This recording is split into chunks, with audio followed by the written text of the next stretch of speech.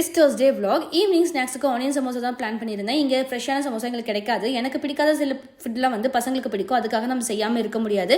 அதனால் செஞ்சு கொடுத்துருந்தேன். பசங்க வின்டர் ஹாலிடேஸில் இருக்கிறனால என்னடா செஞ்சு கொடுக்குறதுன்னு யோசிக்கும் போது தான் பசங்களுக்கு ஆனியன் சமோசா செஞ்சு கொடுக்கலாமேன்னு செய்ய ஸ்டார்ட் பண்ணியாச்சு. அதுக்கு மைதா மாவு, உப்பு, ஆயில் சேர்த்து நல்லா சப்பாத்தி மாவு பசங்களை பிசைஞ்சு வச்சுக்கணும். க்ளோஸ் பண்ணிட்டு அப்படியே உரமா வச்சிடலாம். பேனில் ஆயில் ஆட் பண்ணிவிட்டு சாப் பண்ண ஆனியனை ஆட் பண்ணணும்.